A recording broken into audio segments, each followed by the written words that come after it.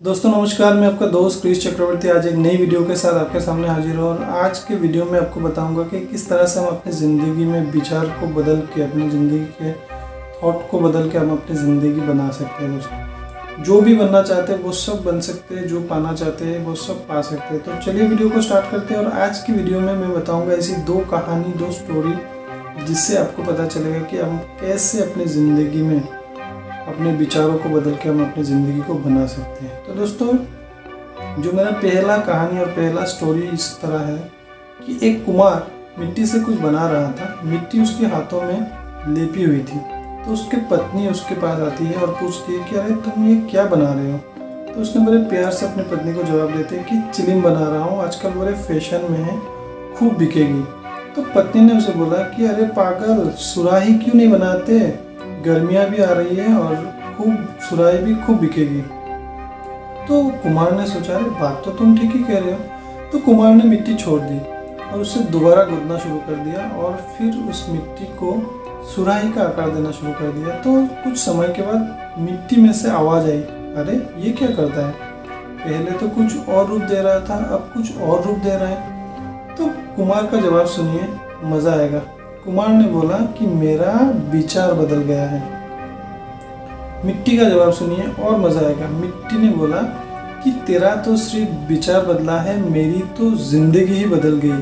अगर चिलिम बनती तो आग भरी जाती, अगर चिलिम बनती तो आग भरी जाती, खुद भी जलती, दुनिया को भी जलाती। अभी सुराही बनी हूँ तो जल भरा जाएगा, खुद भी शीतल रहूँगा और दुनिया को भी ठंडा रखूँगा। तो दोस्तों विचार बदल गया है। एक विचार बदलने से किसी का ज़िंदगी बदल सकता है। दोस्तों आप अपने ज़िंदगी में किस पोजीशन में हैं, किस सिचुएशन में हैं, सिर्फ आप अपने ज़िंदगी के कुछ विचार, कुछ थॉट्स को बदल के आप अपने ज़िंदगी को बदल सकते हैं, वो पा सकते हैं, वो बन सकते हैं जो आप पाना चाहते हैं और जो बनना चाहते हैं। दोस्तों तो चलिए नेक्स्ट स्टोरी की तरफ चलते हैं। दोस्तों जो मेरा सेकंड और दूसरा कहानी है, स्टोरी है, वो इस तरह से है कि एक राज्य में, एक गांव में एक डाकू रहता था। और उस डाकू के साथ उस राज्य के, उस गांव के जो राजा थे, उसके साथ कुछ वैर था, कुछ झगड़ा था। और उसके वजह से उसने एक शपथ लिया कि वो उस गांव के, उस राज्य के 1000 लोगों को मार देगा। और वो बहुत लोगों को मार दिया। और वो एक पहाड़ी पे रहते थे और उस गांव के जिसको भी वो मारते थे, जिसको भी काटते थे, उसके उंगलियों को काट कर वो माला बना के पहनते थे। तब से उसका नाम डाकू उंगलीमल पड़ा। और वो धीरे धीरे वो इतना खौफनाक हो गए, इतना खतरनाक हो गए कि उसके नाम से भी डरने लगे सारे गाँव वाले और राज्य के लोग। शाम के बाद कोई डर से नहीं निकलता, जब तक सुबह ना हो कोई घर से नहीं निकलता। और राजा भी उसके नाम से बहुत डरते थे।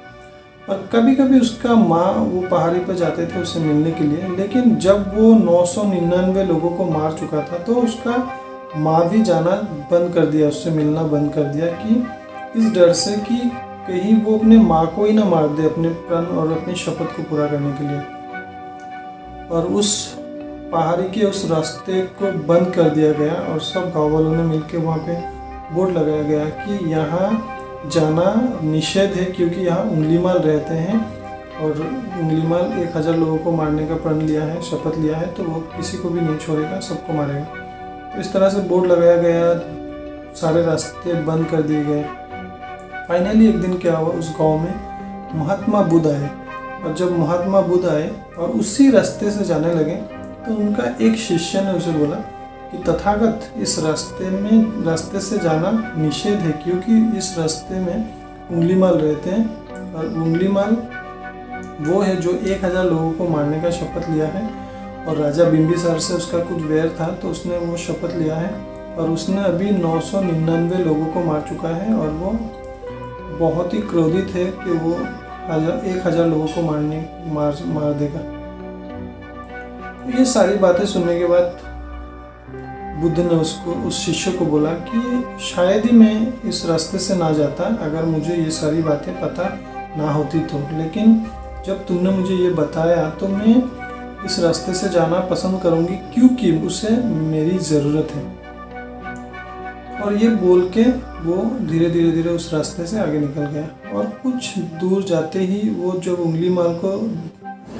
उंगलीमाल जब देखा कि एक सन्यासी, एक साधु उसके तरफ आ रहा है, तो वो पहले तो बहुत प्रसन्न हुए कि वाह, आज मेरी 1000 लोगों को मारने का जो प्रण था, शपथ था, वो संपूर्ण होने वाला है। और वो खुशी से झूम उठा। और जैसे महात्मा बुद्ध उसके तरफ आगे बढ़ते गए, तो महात्मा बुद्ध के जो तेज शरीर का, वो चेहरे का जो चमक था, वो सहन नहीं कर पाया उंगलीमाल, और वो चिल्लाने लगा कि सन्यासी तू वहीं रुक जा।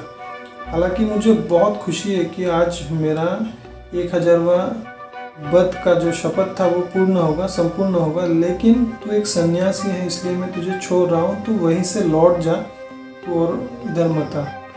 तो महात्मा बुद्ध ने बोला कि मैं तो 50 साल पहले ही लौट गया था, आज तुझे लौटाने आया हूँ। और इस तरह से बोलते बोलते वो उंगलीमाल के सामने आ गए, और उंगलीमाल ने बोला कि तू भाग जा, नहीं तो मैं तुझे मार दूंगा। तो गौतम बुद्ध ने बोला कि मैं भी क्षत्रिय हूँ, तू भी क्षत्रिय है, देखते हैं कौन किसको मारते हैं। और इस तरह से दोनों के बीच में बातचीत चल ही रहा था। तो गौतम बुद्ध ने उसको बोला कि ठीक है, तू मुझे मार देना, एक शर्त है मेरा। बोला कौन सी शर्त? तो बोला कि एक साइड में एक था, तो उसने बोला कि उस पेड़ की टहनी को काट दो। और उसने अपना तलवार निकाल के उस टहनी को काट दिया। और फिर काटने के बाद बुद्ध ने मन ही मन मुस्कुराया और सोचा कि यार, इतनी कठिन परिस्थितियों में भी वो मेरी बात मान रहे, मतलब उसका परिवर्तन होने का संभावना बहुत ज़्यादा है। और उसने टहनी को काटने के बाद बोला कि अब क्या? उसने बोला, बुद्ध ने उसको फिर से बोला कि आप एक काम करो, उसी टहनी को फिर से जोड़ दो। तो वो उंगलीमाल उससे बोला, सन्यासी तू पागल है क्या? एक बार कटा हुआ चीज चोरा नहीं जाता। तो महात्मा बुद्ध प्यार से मुस्कुराया और उसको बोला कि मैं भी तो तुझे वही समझाने के लिए आया हूँ कि काटना बहुत सरल है, जोड़ना बहुत कठिन। तुमने 999 लोगों को मार दिया, अब एक को जोड़ के दिखा। और जैसे उसने इस तरह से बोला तो उसके आंखों में आंसू आ गए, और वो समझ गए कि उसने बहुत गलती किया। और वो अपने गले से उंगली का माला निकाल के बुद्ध के चरणों में डाल दिए। और जैसे बुद्ध ने पलटा और धीरे धीरे जाने लगा, तो वो भी बुद्ध के पीछे पीछे हो लिए, और बुद्धम शरणं गच्छामि, बुद्धम शरणं गच्छामि ऐसे बोलते हुए बुद्ध के पीछे पीछे उस गांव में आ गए। और बुद्ध ने उसको शिष्य बनाया और उसी गांव में भेज दिया भिक्षा मांगने के लिए, जिस गांव के बहुत सारे लोगों को उसने मार दिया। और सब ने उसको इतनी पत्थरें मारी, वो लहूलुहान होकर वापस आया बुद्ध के पास। और बुद्ध ने उसके हाथों को पकड़ के उसको पूछा कि पीड़ा हो रही है क्या? उसने बोला, नहीं, पीड़ा तो मन को होती है, मन तो तू अपने साथ ले गए, पत्थर तो शरीर को मारे गए। और वो एक बहुत ही अच्छा और बहुत ही शांत सन्यासी हो गए दोस्तों।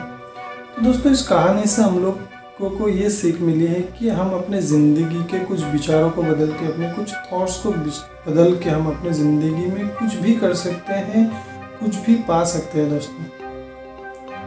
आई होप कि ये वीडियो आपको बहुत अच्छा लगा होगा। और अगर इस तरह की वीडियो आपको पसंद है देखना, तो आप इस चैनल को सब्सक्राइब कर लीजिए दोस्तों, क्योंकि मैं इस तरह के वीडियो अपलोड करते रहता हूँ। और वीडियो अगर फीडबैक या सजेशन देना चाहते हैं तो आप कमेंट करके बता सकते हैं दोस्तों। Thank you for watching this video guys.